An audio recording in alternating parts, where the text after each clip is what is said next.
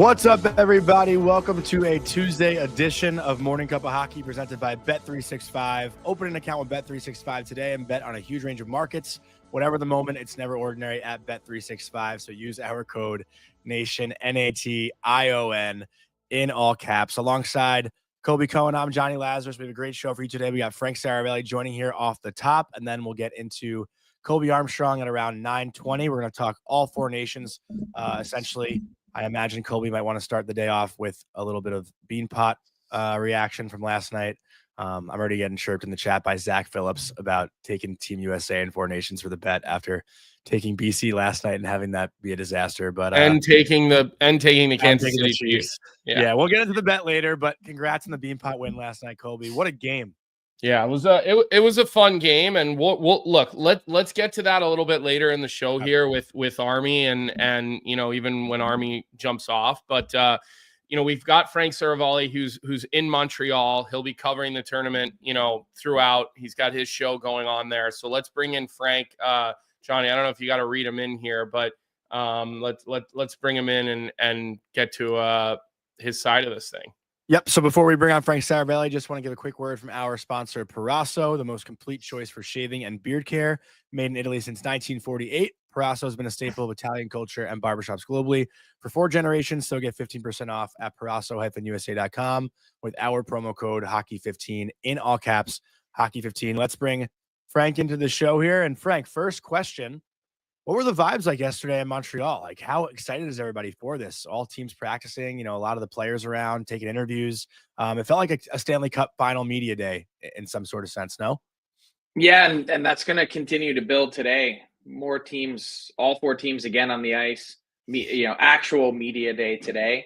And it's exciting. Like, look, Tyler Yaremchuk was talking about this yesterday, having a chance to see that Canadian power play and those 5 players on the ice. And he said, it's not so much about the star power, but he goes, I just love watching the little intricacies. Like, practice ends, and so they're working on, what they want to do on the power play. And you know how Sid, kind of gets near the goal line, gets down on one knee, you can almost like golf chip it over the goalie, right? Mm-hmm. And he's talking to McKinnon and some others on about the power play. And he's like, pointing to his right skate, like, put it right here on my right skate. That's where I want it. And so just little nuances, interesting little things of the game that when you talk about players at this level and magnitude, it's totally different than the rest of the NHL. No offense to anyone else. Yeah, of course. Like, you're talking about the top 1%, these guys. I mean, you made a comment earlier in the year after you met Connor Bedard, who, listen, he's had a little bit of a struggle at times this season, but you just talked about the way he thinks the game. Like, it's just on a different level than most of these guys. And I would think that's kind of what you're dealing with here. Frank, I got to ask you a favor. No. I got to ask you, when you're talking to the coaches today, because they're obviously all speaking today, coaches and general managers, I want to know how they're going to manage minutes. Right. And the reason I ask you that question, and the reason I ask you to ask that question, is because so many of these guys are used to, every guy on this team is a star, right? I mean, maybe Seravalli doesn't maybe play star minutes. Like, he's one guy I could think of that doesn't play like star level minutes. But going into this, like, how do these guys manage minutes and touches and egos almost, because every guy is used to being the guy? It's kind of like any all-star tournament, right? You have to check your ego at the door. You may be the guy who does everything for your team, but on this team, you may be the 4th line player. And sometimes I think the team that adjusts to that part of it the quickest is the one, especially in a short tournament, that's going to have the most success. Which, look, hands down, Canada has the star power, right? They've got the juggernaut, superstar, best players in the world. They've got the 3 best players in the entire tournament, in my opinion, on their roster. Yeah, how can you? I don't think that's a debatable topic. Okay, so that said, what is more interesting to me is flipping to the U.S. roster and looking at their bottom 6. Not that Braden Point, Brad Marchand, Seth Jarvis is anything to sneeze at, but when you can throw JT Miller as your 3C, and Vincent Trocheck as your 4C. Brady Tkachuk and Matt Boldy both play heavy games. Dylan Larkin is really defensively conscious.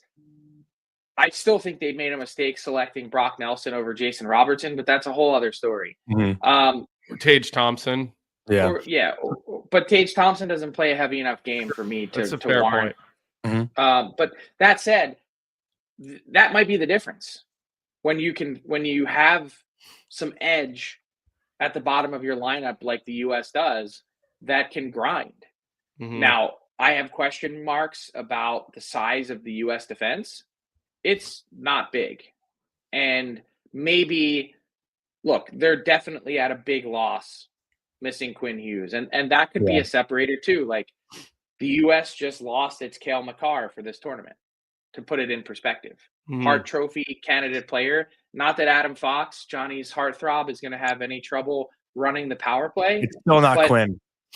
It's not Quinn. And look, Jake Sanderson, he adds some size to this group, but these guys aren't giants. And I wonder, when you are going up against a Team Canada team, maybe the only thing you need is to skate well. And this defense does really skate well. But does the constant pressure that Team Canada is going to provide, does the U.S. have the ability to break that up and stop it? That's going to be big. Yeah, well, let me just ask you a follow up if you're going there to the defense group, Johnny. Sorry, but you're good. Jake Sanderson obviously replaced Quinn Hughes, as you mentioned. Do you know much about the process of replacing him? Was this always a foregone conclusion that he was next man in, or was this like, okay, we are losing this type of player, so we want to replace him with that type of player? And the only reason I ask you is because when this first happened, I thought maybe it's John Carlson, but maybe they want to go bigger and they go for a guy like Vlasic. And I'll even throw another crazy idea at you. Lane Hudson, again, not quite there defensively, but offensively, if you're looking for that type of player. So what was the process of bringing Jake Sanderson on board, Frank? Well, talking with the U.S. management team, going back to the selection process, Jake Sanderson was right there. And I think he had a little bit of an inconsistent start to his year that I think probably hurt his candidacy. So this is a two-part thing. I think with this U.S. team, and probably Canada made the same decision with Drew Doughty, that they wanted to get their hands on the best possible player that they could. But here's the thing and difference between the Doughty addition to Team Canada and Sanderson is, I believe, regardless of whatever happened at this tournament, that Jake Sanderson was making the 2026 Olympic team. I think he was knocking on the door. And to have that experience in this tournament, I think is going to pay huge dividends for someone like him. Also, the ability to make a kind of statement that he belongs at this level. So if he gets in, he has a lot to play for. But I think it's probably a little bit of a long view for the management group to say, yeah, it would be easy to add John Carlson to this team now, but as well as he's played in Washington this year, it's also about keeping an eye on the future and next year's team. And John Carlson, another year older, probably wouldn't be in the mix. Frank, I'm curious to hear your overall, I know you did some X factors yesterday for each team. And I think, Jesper Bratt was a name you mentioned. Brady Tkachuk was a name you mentioned as guys who, can showcase themselves a little bit more than maybe they get attention for nationally or I guess, on a global scale in the NHL, just based on who they play for. And, I'm curious to ask you, is there one player who can almost get exposed in this tournament, and someone that we think so highly of that might not benefit from playing, alongside some of the best on best players? Is there almost too much pressure to perform in something like this? That's something that I feel like nobody's really thought of yet, right? It's like everyone's going to obviously, play their best if they're playing alongside Crosby and some of the best players in the league. But is there anyone that you can think of that, might struggle? I don't know if, look, someone will struggle. And by the way, one important thing to point out is the whole U.S. team struggled the last time we had a tournament like this. Mhm. 2017 World Cup of Hockey, I think they went 0-3. They were cooked on day Mhm. one. Yeah. Everyone has pointed out the huge advantage that the U.S. has in net. Mhm. Connor Hellebuck, if you were to take all 12 goalies in this tournament and rank them 1 to 12, the U.S. probably has 1, 2, and 4 Yeah. in terms of the best goalies. So it's a hell of a position to be in. However, And 5 with Demko. Yeah. Not here. I was gonna pick Probably. Hellebuck to be MVP for the tournament, and then I was like, You just See, don't and want that's to my jinx that's the my I don't wanna American ruin so I'm him. goalie. I don't answering wanna your ruin him. question, and I'm saying I wonder if Connor Hellebuck, who has had decent numbers in the playoffs and is one of the best goalies of his generation, there's a lot on his shoulders. Yeah. I'm not predicting that he's going to fail. I'm just asking the question, if there's someone that has a ton of pressure and doesn't maybe live up to it, is it him? No, I think that's a good pick. Yeah. I think we think about the Winnipeg Jets and we always kind of look at them as underdogs, but you could make a case that the Jets are the Toronto Maple Leafs of the Western Conference. Really good regular season team the last 5, 6, 7 years, going back to 2018. Got to a Western Conference final, and they haven't done anything since. I just think the contract situation is so different though, and that's why they probably don't get as much hate. Like those guys aren't paid, as much money as the Toronto Stars are. Well, it's just Toronto, the temperature, the conversation, Yeah. everything's different. And they've But gotten to a conference final. Like if Toronto got to a conference final, it'd be a little different. Well, I get the comparison. That won them some years, right? Like Yeah, that won them a lot of, it took the temperature way down. Yeah. But at some point, when you have a playoff like Connor Hellebuck and the Jets did last year, if the Jets, who are running away with their division, if they don't win this year, and I don't mean win the Stanley Cup, I mean do something, that conversation is going to grow louder. And for Connor Hellebuck, it might start at this tournament. Yeah, no, it's true. It's a good point. Look, let's address Ben Benya in the chat, who's, we're talking a little bit of goaltending here, and he says Canada not picking Logan Thompson is criminal. Look, The one thing I want to say about that, and Frank, maybe you can add a little bit of color, and maybe this is something people have been talking about up there, is as a coaching staff, you've got to feel comfortable with your players, right? There's got to be a certain level of trust with guys, and you've got a couple of different coaches on the staff. For the most part, John Cooper's only coached one team in the NHL, right? So it's not like he's coached in 5 different places. Bruce Cassidy, he's been around a little bit more as far as like different teams. And you get a little bit more variability from the rest of the staff. If you have a coaching staff that is not confident in a guy who can fit into your room or is going to, play a certain way, whether he's probably good enough or should be there, they're not going to pick him. I mean, this happens with World Juniors all the time, where the coach at World Juniors maybe had a bad experience with a younger player. I'm definitely alluding to the first time I got cut from the World Juniors with Ron Walston. It was my exit meeting. It was straight up, I just don't trust you because of the way things went when you played for me at the national team. I think that's what happened with Logan Thompson. I don't know if you've heard much about that, Frank, or if maybe let me just stop disagree. you and let me ask Ben this question in the chat. Ben, if Logan Thompson was Team Canada's goalie, how much better would you feel about Team Canada's chances? Do you really think probably he's the guy that's going to put Canada over the top? Like, I think, and I'm not slagging Logan Thompson. My point is, we're talking about slivers here between Thompson and the 3 guys that Canada picked. None of them are Hellebuck. None of them are Jake Ottinger. None of them are Jacob Mark. Pick a goalie. Pick someone that's at the upper echelon in the NHL. He's not it. Right. I mean, he's had a great season, and there's recency bias, but does that make Canada a larger favorite in the betting books if that were to happen? I doubt it. Also, I do think Canada, in a sense, I don't know if they need the best goaltending. Who's taking the puck away from those guys? Like, that's why I'm really curious about the size of the U.S. defense. They've got 2 guys that are 6'3", a couple guys that are 6'1", a couple guys that are 5'11". But I want to go back to something you were saying yesterday. Also, you're for sure taking USA's bottom 6 over Canada's? I am. Yes. I feel like Canada is. I thought the US, like, the more I look on paper, the more I'm kind of afraid. I thought it was very neck and neck, but Canada is loaded. they're they're gonna be so good. They are. And look, Yeah. I still think I don't love Canada's defense core though. But their team speed up front is gonna be the hardest part about it.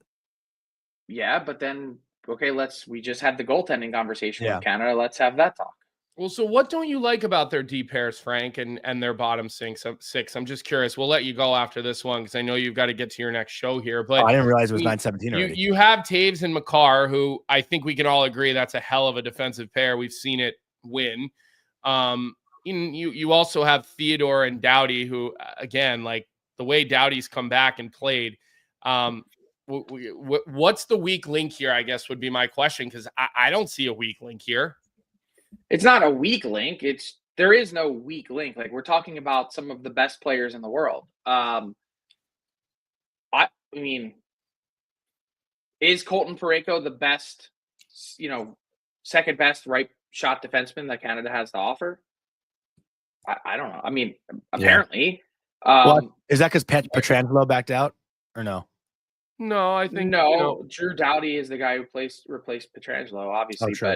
Yeah. And just because they start the tournament this way doesn't mean they're going to finish. But I like the heaviness Parayko brings. I mean, I like the size differential. Yeah. I like, big guy with small guy. But I mean, I'm not knocking any of these players. I'm just saying my point is, if you were to rank the top 64 defensemen in the NHL, where would Colton Parayko fall in that? He's either in the second or third of that. Right. Yeah. Okay. Yeah. That's fair. All right. We're letting you go. On your way out, everybody in the chat is asking, should we expect to see trades in the National Hockey League during this tournament? I mean, that seems to be. Yes. I've seen 15 of those. We'll see some, and we will see some in this whole, idea of, the NHL doesn't want you to make trades during this tournament. If that is indeed the case, I think so incredibly short-sighted. And the more talk about this league, the better. Okay. It's not taking away from Four Nations, not anything like that. I fully believe, though, in talking to managers and players around the league in the last 48 hours, that there are players that have 100% played their last game for their team. Wow. Okay. Big names? We'll see. Just tell us. Tell us who it is. Break a trade, Frank. All right. Yeah. I'm working on it. I know you're busy today. We'll keep an eye on your X account to see what time are you live today with DFO Live? Is it regular time at noon? Yeah, regular time, still 12 noon. Okay, great. 12 noon, yeah. DFO Live. Frank and Tyler live from Montreal with the updates and the latest and greatest. Frank, we'll be reaching out to you later in the week. All right. See you guys. I'll see you in Montreal, Frank. Lose my number, Johnny. What? He's probably he's playing fuck. We do have Colby Armstrong waiting, so we won't make him wait any longer. It's been a while since Army's been on here, I feel like. So we're happy to have you back, Army. Weren't Welcome to the show. You were chirping him and saying that he big times you now that his other show's blown up. So I mean, you might as well say it to his face now that he's here, Johnny. Yeah, you've been hell yeah. Him. Hell yeah. I'm here for a Colby beat up on Johnny segment right now. The double 2-time. This is why I love it. This is why I love your guys' show. This is why I love Colb's just wailing on Johnny, just beating him up every morning. Side. Morning cup of knuckle sandwiches for Johnny. I love it. Are you heading up to Montreal? No, I won't be. I think I'm going to Boston. Okay. But is the Chicklets crew, Merles, the rest of the guys? I think they'll be in both places. Yeah, I think they'll be in both, but I can only get the leg out to Boston is where I'm needed. So let's start with the important stuff. Did you and the cruise missile watch the Beanpot last night? And are we gonna, like, last Monday I sat next to Justin Williams and his kid at the BU game because they were scoping out, future, landing spots. So are we going to see Cruz Armstrong playing in the Beanpot one day, most importantly? That would be super cool. He did go to the games last week. He went up there with Boumediene family. And by the way, their son's awesome. He played so good last Just night. turned 18 years old. Just turned 18. Like what, like a week ago or something like that is what I was saying. Yeah, he played like significant minutes and played really good. So congrats to him. Congrats to you too, by the way, buddy. BU. We had the Wit. Wit was loving it as well last night. And he was concerned, obviously, after the first period, and then concerned also with the newly acquired goaltender that was supposed to be coming next year, but arrived, and he looked amazing. He Devils draft picked. I mean, he looked calm, rock solid, amazing. I don't know. My son got to go to it. He loved it. He thought it was great. I think it's a cool, different experience when you're with like a kid that's, family that's playing in it as well. It was cool to see Celebrini and Lane Hudson back there as well supporting. It was awesome to watch. So, that would be pretty cool. He's just down the road in Mount St. Charles, so not too far away from, I guess, the hockey hub of Boston. But it was a great game last night. I loved watching it. It was rock solid. BU pushed back into that thing. I thought they were cooked. I thought they were done. They didn't want to touch. They didn't want to touch the puck. They just got it and slapped it away. It's like reminds me of watching my kids' game when they're playing a team that they deem is like a little better than them. They're just like on their heels a bit. They're unconfident. They don't want to touch it. Pandolfo kicked him in the ass in the room in between periods, got him going and woke him up. Great game. Congrats to BU. It was awesome. Yeah. If Cruz plays there though, buddy, do you have to get like a reference to get in there? Maybe you and Whit could hook him up. We can help with the references. There's no doubt about that. I've seen Cruz throw back the high noons in Tampa a couple of years ago, so I know he can hang. Hey, by the way, I'll say this: Boumediene, his little brother Wilson, plays with my son at Mount St. Charles, 2010 born. I'm sure, like anything else we see with the Hudsons, how everyone packs up and they go together, the families and everything. If he goes to BU, he's a stud. The kid's a stud too. Sick player. Player. Their dad, assistant GM for Team Sweden for Four Nations too, by the way. Right. Speaking of the 17-year pro, I loved your interview with Lane on Game Notes on Friday, and I still can't get over, listening back, just like the fact that him and his brothers would skate with their skates untied for 30 minutes. Colby, I don't know if you've heard this ever from Lane, but he said this in his interview with the Game Notes guys, that I guess their dad was a power skating coach, and he would actually have them on the ice, skates untied, to strengthen their ankles so they'd be better on their edges. It's something that I've like never heard in my life. But Colby, you said it, that Lane basically is like floating on the ice when he's out there. Did that throw you? I'd never heard that in my life. I was like, what? I think we've all kind of done it, like messing around and stuff, but never thinking like it was like a drill. But I guess like his dad would tell them like the first 20 minutes or something of a skate, they just wheel around with like their skates untied, just like working, flopping down on their edges and stuff, I guess. It would strengthen your ankles, but I'm thinking like for a feel, like edges feel thing, that it would probably be pretty good for like your brain to connect to how you could lean on those edges and how far it could go. And maybe because you're always on the edge, you're never, because your skates are loose, you're never probably like fairly straight on, right? Like you're always kind of you're trying to find it, right? So it probably gives you kind of that mental feeling of what your edges are. But that's how those guys, that's how he skates, man. He's like popping around like he skates like kind of like his skates are untied all the time. The way you said the squirrel in the front yard. They're both shufflers at time. And good call. Yes. What's kind of interesting, and if you really watch them, like go get game tape from Lane at BU versus game tape of Cole at BU, they end up in the same spot and producing the same type of play, but the way they get there is so different.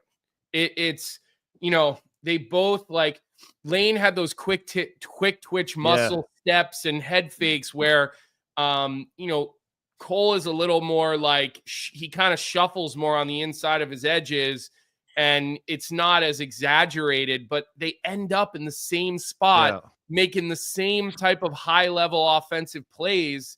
But it really does look so different. Like they're really not the same type of player. Maybe they end up at Z at the same time, but their B through, X just looks so different if you're going to, like run them through the alphabet. Yeah, we'll go to Zed, by the way, but go Canada over the Four Nations. Thanks for that one. I agree. They're the same. what's that movie? I'm thinking of a movie that's same but different. Same, different but same. It's the interview. Same. Yeah. Same Franco The interview. The Different, interviews. but still same. Same but different. Yeah. That's what I'm thinking of with those two. He does. Which is the one at BU? Cole 44. Quinn. Is that him? 44. Cole and Quinn are there right now, but Cole's the young defenseman Washington draft pick. Yeah, and he's like got a little bit more, I guess, what did you say? Not exaggerated, but like maybe more elongated and like a little bit more hesitation where Lane is like I explained, like he is a dart, and then he's like a chipmunk where he's changing directions in your yard. Like it's just insane watching him the way he sketches, like glitching. He's like glitching out there. Like it's wild to see. Yeah, but they must have just grown up. Like they said, like their dad taught skating, and like I think they're at the rink a lot, man. Like those kids are hockey kids, you know. Well, congrats, you're off on your break. You're off on your Four Nations break. Here, go to the him and Pellegrini or the bean pod. I literally texted Lane and I'm like, it's awesome to see you there. I'm like, first off, we need you to write a check to the collective. Second off, where are you going? Where are you heading for break? And he's like, oh, I'm just gonna spend the week at BU with my brothers and skate. And I'm like, what? Like you're what? It's like, it's freezing in Boston. Like, go to the beach, get some sun. Like, yeah. Look, if you saw the interview with us too, he needs some sun.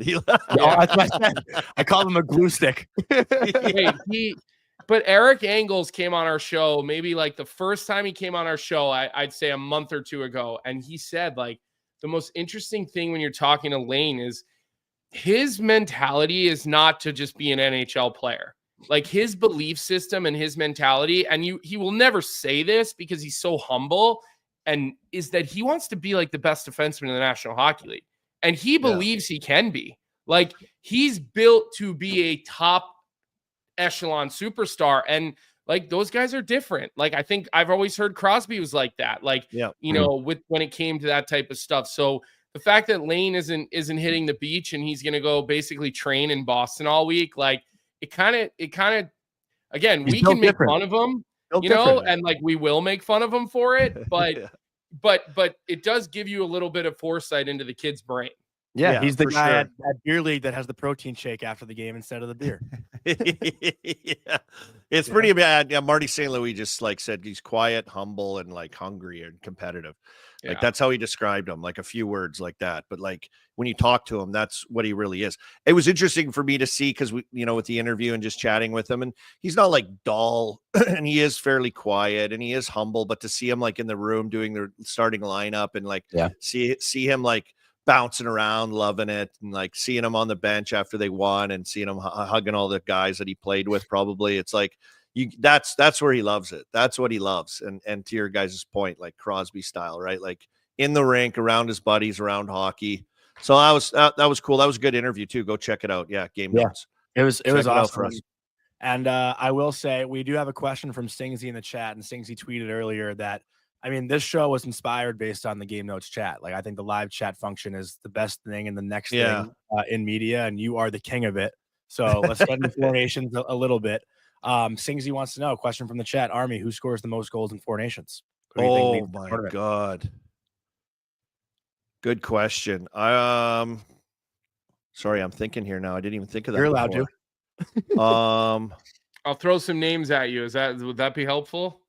Yeah, that would be helpful. I got a little list here, but it's hard for, like, I don't know how everything's going to wash out. I'm looking at the lines right now. I'm trying to see who they're playing with, like who's going to click, what's going to work, how, like who's going to find it. Maybe freaking Matthew Tkachuk. Yeah. That's what I wouldn't expect. Okay. No, Connor. No Willie Nylander. That guy can Willie score. Nylander's pretty good. I mean, that you know, I think people are I saw a lot of negative reaction to Mika Zibanejad being so far up the lineup for Team Sweden yesterday, but maybe this is the kind of tournament that gets him going a little bit. And Army, I think, you know, you played in a couple of world championships, obviously, for Team Canada. You know, we're ready to take you as an American any day now. I mean, when listen, you guys are going to become 51 anyway, so you're just going to be one of us no matter what. But let me ask you this, because like you've played with Crosby, like you've been around some of these guys that are, you know, the faces of the NHL. Let's put Crosby aside, but like, how does everybody else manage their egos in a tournament like this? And not even selfishly, like not even like I need, but like Braden Point, for example, right? Like third liner for Team Canada. This is a guy who plays 22, 23 minutes in Tampa every night. He's not going to play 23 minutes for Team Canada. Like, how do you stay in the game and how do you bring your best when you're basically a fish out of water in a different type of role? I mean, Brandon Hagel, like he plays a shitload for Tampa. He's on the fourth line. They're going to play what, 12 minutes? Like, how do you check your ego at the door, but still find a way to bring your A game? Yeah. Even like, for example, even like Marner, he's on the top line. Yes. He's with McDavid, but he's on the second power play unit. Like, what's he going to see? Like 20 seconds? Like, he won't. I know. But I mean, I imagine a guy like Marner is looking at that first unit and going, yeah, I probably belong on the second one. Yeah, but I don't think guys think that way, Johnny. Yeah, he's pretty good. With that unit, though, I don't think superstar players are built that way, Army. Tell me, disagree if you want, but I think it'll be an adjustment. I think it'll be a for sure adjustment for some of these guys. And like, and I look at that top power play, like it looks really fancy and shiny, but I still like, I'm cautiously optimistic about the Canadian power play unit because I'm like, we all know special teams are difficult and see them. Yeah. There's one puck. And if I look at the second unit, I likely might think that would have more success. It's more simplified. Like guys can just be in their spots, ho-hum, you know, let Marner get the puck, let him set it up, let him do his thing, or, you know, point to let him be in the bumper, do his thing. But it's like, I saw the clip of Team Canada guys. They're all like showing the brains are together after practice going over and they're standing around and they're like talking about like what they're going to do. And I think that's probably the worst thing that they could maybe do instead of just like operating and playing, just like freelancing, because they're like highly elite brains and they're really smart and reading off each other instead of like stationary, stagnant, standing. No, you take it. No, you turn. No, I'm not shooting. Now you shoot. And it's like, I don't know. Special teams. What's the line I heard? The late great Pat Quinn. It's special teams is like power plays like trying to train a cat. It's pretty tough to do. Yeah. And so I've never heard that one, but you never know. But it's like, I don't know who's going to be like, I don't know if that power play is going to like rock the world as good as it looks. I don't know. I don't know how it's going to come together. Listen, Nate needs the puck on his stick and he's used to having the puck on his stick. Connor needs the puck on his stick and he's used to having it on his stick. Makar, like, you know, and then obviously, like, I think Crosby is just different. He's just a chameleon and he could just do everything and anything. But I don't know, Johnny, like, I do not look, you can say the right things, right? No. And hold on, let me just finish here. You can say, and they're all going to be team guys. They're all going to say the right things to the media, but you're just used to having the puck and be like, it's hard. It's not even maybe ego. It's just like your body is trained and your brain is trained a certain way. It's hard to just completely untrain that for 2 weeks of hockey. And I'll say this too, Johnny. Sorry. Yeah. Like McDavid getting the puck and wheeling the net, and McDavid freelancing as he usually does on that power play for Edmonton and what he does. And then you're coming over and you've got McKinnon over on that side. And maybe there's, that's what makes McDavid great, is like, he just completely dominates and commands it. Now you're going to have all these other guys there that it's going to be, maybe the mentals are a little different in regards to like sharing that puck or not doing that, or maybe I should even forcing it oversharing. Yeah. I just imagine them exchanging up top, cycling up top, and just fucking with the PK. Like, I know that's what you picture, right? It's like a video game in your brain.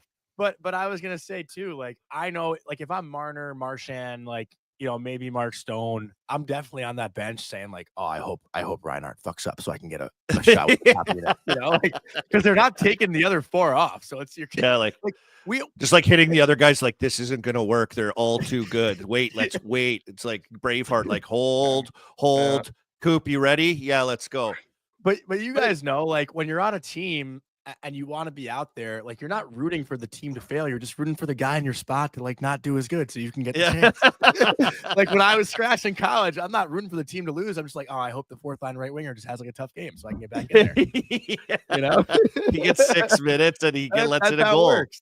Yeah. Listen, you're talking about the same type of thing on Team USA. You know, Eichel in Vegas, you watch him on the power play. He loves to roam up and down the half wall. He loves to be the alpha. Austin Matthews, that guy needs the puck on his stick. Now, granted, he's used to sharing with a couple of other guys on his team. And then again, Jack Hughes, like, I think you're talking about the exact same thing. And maybe it's just going to all flush into place. But I'm with Army. I think that this is going to be a little more tricky, getting guys to really fall into place and figure out how to play with each other. Like, I don't think it's so automatic. And what they have practice yesterday, practice today, game start tomorrow night. Tomorrow night, Sweden and Canada. Yeah. So maybe US has an extra day of on the ice together, but it's like, I mean, those are the finicky little things of this tournament of chemistry and clicking, and you put these lines together. Yes. And like you have something in mind, but it might be totally different. I don't know. Do you have patience to sit through this tournament and just go, okay, yeah, we can wait this one out. Like they'll figure it out. But yeah, like, you kind of don't think? What do you think? Like, put your coaching hat on, Army. They can have patience. First game of the tournament, power plays like doesn't work out. Are you going are you going back to the drawing board? Or are you saying I got to give this at least 2 games? Like, give me your patience level if you're behind the bench. Power play is different, I would say, just because it is more finicky. But if we have a tough game and like things aren't melding as well as I'd like in a certain spots of our lineup, and I get my eyes really as the coach on certain guys and where they're at and what spots they're in, I would make adjustments right away. I think this is like a tournament you have to just be like ultimately looking in the mirror and totally honest, like period to period, game to game. And I think that's just there's no time to wait. And I just think that's how it is. And I don't know. I would assume that majority of the players going to this, like, yes, very proud. Yes, want to play. Yes, are superstars. Majority of them, all of them, to the point where it's like, okay, like, let's just get this done. Just find a way to win. And so you're kind of on board for that kind of thinking and those kind of adjustments.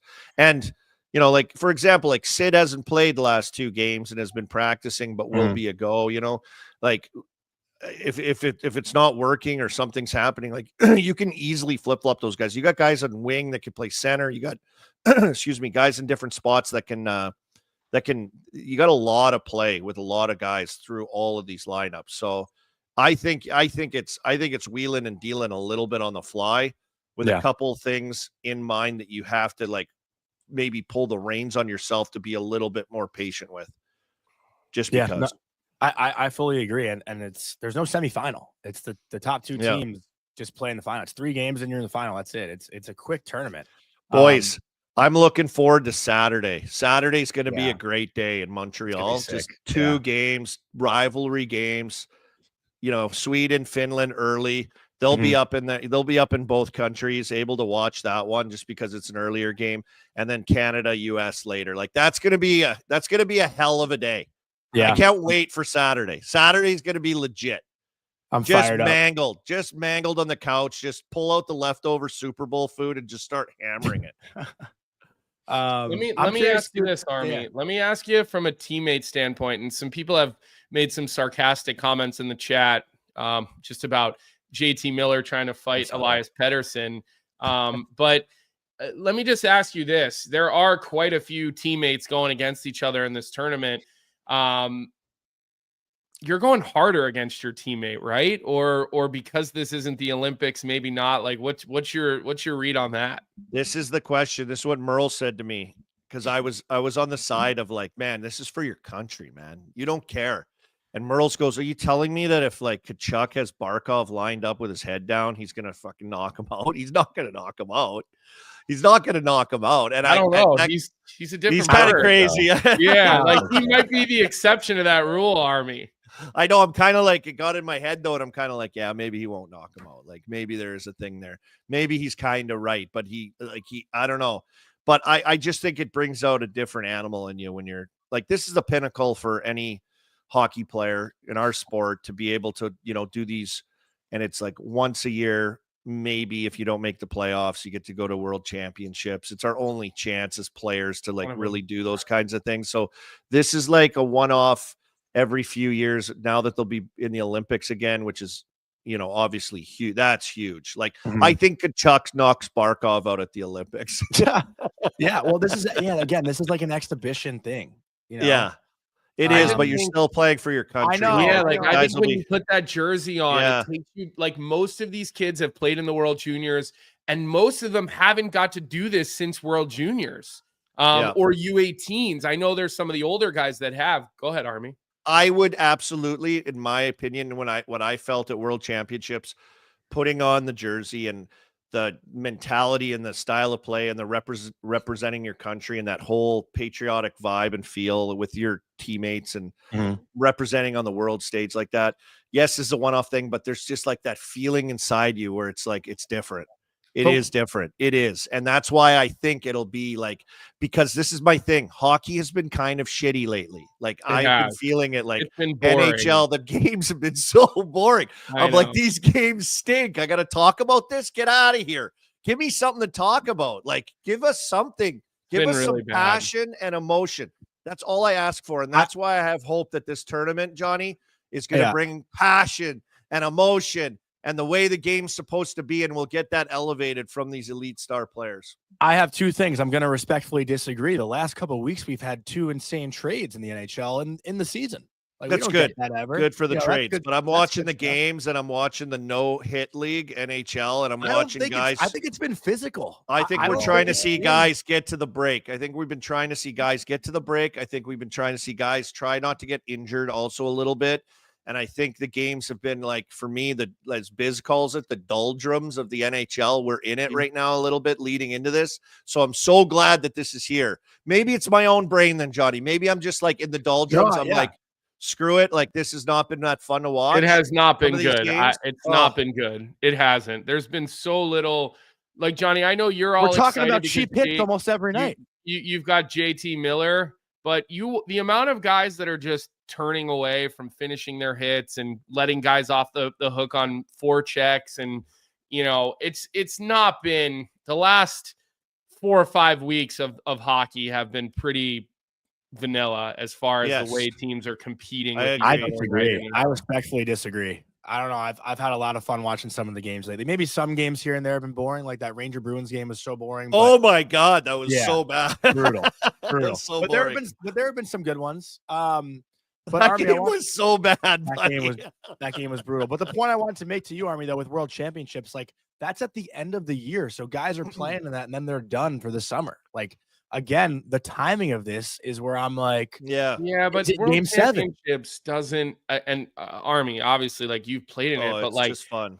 It's like you go and you drink your face off for a few weeks and you go on it's like a boys trip to Europe. Like, and I'm not, listen, I was not even remotely ever considered for something like that. So let's just put that out there. But all my friends have played, all my friends have gone. Like, it's not the same. And again, as I think what this is meant to be right now in the middle of the NHL season in the US and Canada on full display, no time change, like all that. Like, I think this is a little bit of a different and setup. Majority of these guys only play in that when they don't make the playoffs. Majority of these guys are in high compete situations on teams that are highly successful. I don't know. Like, it's cool to go play world champ. This is different. This is just different. So this is legit the best guys. With that too, I'm actually going to call out our colleague and our friend, Jeff Merrick, because I know he's not excited for this tournament. He's at least said on a show that he's not. Oh, the hipster hockey guy. He's going the opposite of everyone. But any chance that any opportunity you have a chance to see Cale Makar with, I guess he plays with Nate, but with Crosby, McDavid, McKinnon on the same ice, like that's going to be so fun to watch. Like just see, as an American, I'm the most excited just to watch those four on the ice together. That's going to be incredible. It was so cool to see those images of them on the ice together, practicing together the other day, and just those little snippets and whatever. I just don't see how you can get and how you can come to that conclusion when we're talking about guys that are highly competitive, that want to be the best, and we say this, and then we're like, how's this line going to work, or how's this power play going to work? Like, these guys are want to be the best and this and that, and then just to think that like they're not going to go out there and sell out for their country. Like when everyone's in hockey's been waiting for this, including these players that haven't had true best on best since when was the last the World Cup of Hockey in Toronto? Was that the last 2016? 2016, yeah. Mm-hmm. I was doing Facebook live shows from there. That's how long ago it was. Boys. I was in my dorm freshman year. It won't be long before your kids have you and your wife blocked on social media. You won't be able to creep. They don't even. Your kids probably don't even know what Facebook is, right? No, they don't even know. That's what I'm saying. It's like so long ago. I love your kids, man. I had a great time with them in Chicago. Oh yeah, you They're got awesome. to hang out with them like at the the same outdoor game. age. They're awesome. Well, Army was like 4 doors down from me in the hotel in Chicago. First night there, I came in. I gave his kids all my stuff that the NHL gave me, and they like scarves, they hats, wore it the all next the day. stuff. Yeah, it was so nice to see. It was awesome. Yeah, they had it going. Yeah, all 4 kids were there. It was crazy. Then I had to leave the next day to go work, and they stayed and partied with you guys on New Year's in the lobby at the hotel. It was great. That was awesome. Yeah, it's been a long time, boys. It's just been. I had probably 2 kids the last time they played. Maybe just had my 3rd. Now I have 4. That's how long it's been. Yeah, they're all in school. They're all humans. You're one away from the starting humans. 5. Yeah, I am. We needed this, boys. We needed this. We're going to get it. It's going to be awesome. Saturday's going to be great. Who's going to win? I don't know. I want Canada to win. I may flip-flop fairly fast if USA's on the hunt. And that's the way it is, boys. That's hockey, baby. Before we let you go, Jeff Merrick did text us. I'm sure Colby's side texting him too, because I called him out and probably making fun of me behind my back. But no, just make fun of you to your face. Never behind your back. To ask you about the TV initiation he put you through on Sportsnet on Hockey Central Saturday. Oh yeah. So I was like fairly new, starting to do like work for Sportsnet, and I was doing like Mondays, Tuesdays, like random random off nights that would be deemed otherwise in the business like probably like not a great nights. I was the king of those. I crushed those. I loved it. But every once in a while, I'd get like a Friday or something, and I'd have to come in and do something else. And I was there over the weekend, and I got to do fill in on a show. It was called like the greatest pre-game show. And they did it before the pregame show to Hockey Night in Canada. And it was like this fun, cool, they did a really good job with it. It was a really fun show to watch. And it was John Shannon, PJ Stock, and Jeff Merrick was the host. John Shannon went out for something out in BC somewhere for like a Hall of Fame thing that he had to attend. So they asked me to fill in. So I was like all thrilled, but I was like wicked nervous. Like I was like, holy shit, I was brand new. And right at the end of the show, they are like, all right, Cole, good luck. After they hung my clothes on a hanger and pulled it into the rafters, they did that thing first. And then at the end, they just walked off the set. They walked off the set, and I was like by myself sitting at a desk on live TV. And I was like, I started doing like an Academy Awards thing. Monologue. No, I was like, just like to thank the producers, and then I'd like to thank the host, Jeff Merrick. And then I didn't know what to do. And I slinked out of my chair and I hid under the desk on live TV. It was hilarious. It was hilarious. That point, I think we all knew you were destined to. you were a very, very good hockey player, but you're a great personality for the game. That was the moment we knew that the real Colby Armstrong would be seen in the second act, not the first act. Thanks, buddy. Yeah, all the execs, all the big suits, they had their little notebook out. They were probably just loving that. Yeah, it was a great showing. A great showing. That was crazy. You ever been hung out dry like that on the air when you're supposed to be like on a desk panel? It's kind of weird, kind of awkward, especially when you're not used to it. So it was. Now I would handle it totally like a lot more different. Well, you know better. At the time, that was just my natural reaction. I was just like, I don't know why I hid, but it was hilarious. But that's your natural reactions. What made it good, Yeah. I didn't have something like that, but I did get caught one time in Seattle doing a game, and the play-by-play guy's headset went out and the spare went out. Oh, so God. I was just basically solo for like 3 straight minutes during a Hawks game in Seattle. Did you start doing play-by-play? Yeah. I just kind of started talking over the play as best as I could, but so let's have it be you. The panic, the panic that came over me was, immense. Oh my God. Just on this last Big Pens road trip here, like a week ago, we were in San Jose and we had only Utah left, 7-game road trip. It was long. It was hard. It was crazy. It was like 2 weeks long. And our play-by-play Josh Getzoff got sick. People started getting sick on this road trip. So he got sick. So then Joe Brand, our radio play-by-play guy. Joe Chicago guy. He's now getting switched over to call TV. And now there's no radio play-by-play guy. So I was supposed to be working radio that night. So I'm like, oh my God, this is going to be like me a few years ago would have been like, oh my God, what are we going to do? I can't do this. I was like, oh my God, I'm going to do play-by-play. This is going to be hilarious. Like, I was all fired up for it, but they put Phil Bork back on the radio, veteran guy. He did the play-by-play and I flipped back over to TV. It's better for a little more money, boys. So I banked that, which was nice. So I could have had a chance. That's the brain of me now where I'm like, before, no chance. Now I'm like, this will be hilarious. Let me try it. This will go so poorly that everyone will laugh and it will blow up. You're all about the viral moment now, Army. I guess. The internet's a wild place, isn't it? All right. Listen, Army, we'll look forward to seeing you once you get to Boston and what you guys are doing. Obviously, game notes and chiclets. It's great for the game of hockey. The we say it here all the time. It's you guys bring a different audience to this sport, and it's good for hockey. Love it or hate it, it's good for hockey. So thanks, buddy. I see Singsy in the chat says him and I are buying an East Coast Hockey League team. Let's go, Singsy. Let's get in the mix. Yep, let's go. Make your offer. Put Johnny maybe a CHL team. Maybe a CHL team. Those are expensive. Holy, I know. Those are a little out of reach these days. But all right, pal. Listen, tell the cruise missile. We'll get a stall ready for him at Aganis Arena. All right, keep him at the right end of Com Ave. All right, pal. Yeah, sounds good. Thanks for all you guys do, boys. Great show. Love watching. Right, thanks Army. for having me. You're the best. Thanks for coming on. Oh, that's fun shit. Did you see J-Rock's comment? I was cracking up in the chat. You and your small unit or something like that? No, because you said 3 minutes felt like an eternity, and J-Rock was like, I'm going to tell my wife that. Okay, then, Johnny.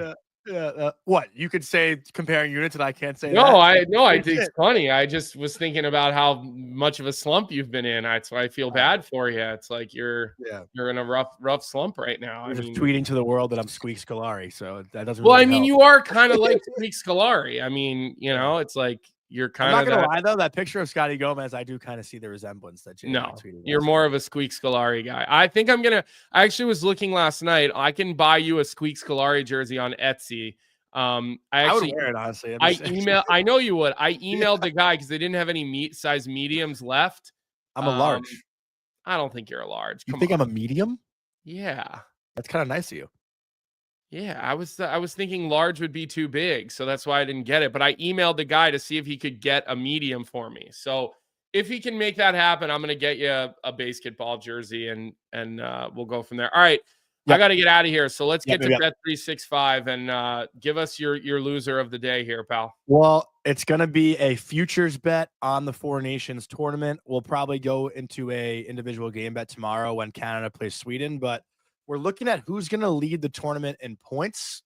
And we're going to Nathan McKinnon. I mean, how could you not? He's playing on the line with Sidney Crosby and Mark Stone at plus 800 on that first power play unit, leading the NHL in points right now. I think he's going to keep it rolling through this tournament. Why are you doing this guy dirty, Johnny? Like, I want the USA to win. I thought you were a Nate McKinnon fan. You're doing him dirty by putting the Johnny jinx on him. Zach, I've been waiting for this all morning. McKinnon is cooked. No less. Well, he wrote me this morning and he said, I want to go with Team USA to win the tournament. And I said, absolutely not. I said, let's just revisit. Last week, he bet on the Chiefs. MVP. last week, Jonny said he put on his X account that he was betting on the Chiefs. Yeah. Right then and there, I knew the Eagles were in good shape. Last night, he bets on the BC Eagles. I literally tweeted BC's putting on a clinic, and right from that moment, Gabe Rowe turns the puck over. I literally thought BC would win that game last night, but the minute Jonny said out loud that he thought BC was going to win this game, I was like, oh my God, BU is going to come out and have a great second period. Like they're back. Like they could be okay for this game. So the Jonny jinx is strong. Jonny took Nate McKinnon to lead the tournament in points. I don't even want to say what I'm thinking because I don't want to put it out there, but all I could say is that sucks for Nate McKinnon. I know what you're thinking. I'm just scared to even put it out there because how much of a jinx you are. And, again, I think the Jonny jinx is probably something maybe we need to get a hashtag on the Jonny jinx. I saw Olivia's tweet last night. I see it in the chat now. BC was cooked at 10 a.m. Olivia, I felt exactly the same way. So, good show today. It was good to get Frank. I know we didn't get a chance to connect with him last week because we had Vlasic that day. And my travel schedule is a little bit all over the place. Great having Army on. I don't know what we have planned yet for tomorrow. I'm going to ask Brant. I think Brant would be great for tomorrow. So you'll ask Brant for tomorrow, and then Thursday we'll try to maybe get check in with a couple of reporters that are out. I'll be there Thursday. So. And maybe we'll ask Tyler Yaremchuk. Obviously he's boots on the ground as well. We talked about maybe getting Russo back on here. He's always a great guest. He's so connected with Bill Guerin and Chris Kelleher that, he probably has quite a bit of information on Team USA. So we'll work on all that stuff for you guys throughout the rest of the week. Jonny, I know you want to read the talk a little bit about what we have at Daily Faceoff or at Nation Network going on live in Montreal before we get off. But I'll just remind everybody, make sure you like this episode. Make sure you subscribe to the page. There's a lot of content from Daily Faceoff and from the rest of the team over at Nation Network happening on site in Montreal this week. If you want to know why we're not there, you can blame me. I just have too much going on. So, with the kids and with the upcoming move and all that stuff. So my fault that Jonny and I aren't there. Johnny's going to go anyway and play pond hockey, probably not get a lot of ice time. But anyways, Jonny, why don't you read us out of the show here, pal, because I know you got a flight to catch. That's tomorrow, but I'll do it anyway. Face Off Live Crew. That's one of those where you just go with it. You just go with it. Like okay, why? Like first rule of improv: never say no.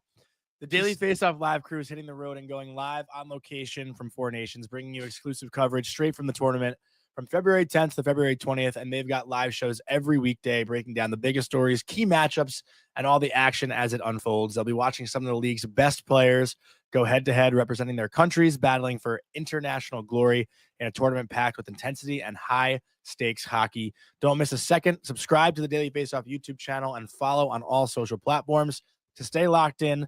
They'll be bringing you insider analysis, on-the-ground coverage, and maybe even a little chaos because, let's be real, it's international hockey. So Daily Face-Off Live on location from 4 nations from February 10th to the 20th. Don't forget to tune in. Colby, send us home. Oh, really? You can't handle it? You like to have the last word, so I was just giving it to you. You yell at me when I finish. Well, Jonny, you're not exactly great at readjusting on the fly. I wouldn't say that's a strength of yours. You like to make it as clunky as you possibly can and as obvious to everyone that we didn't mean to do something. So, as always, you just never change, John. Never change. I'm gonna yell that. Good job to everybody today, except for John. I'm not going to speak to him the rest of the day because how much he pisses me off when he does this at the end of our shows. So if you don't get a response from me all day, Jonny, and you see me using social media, you should know. Anyways, we appreciate the chat today. We'll have hopefully Brant Berglund with us tomorrow. Like and subscribe on your way out. And we'll see everybody, as always, right back here 9 a.m. tomorrow. Have a good day, everybody.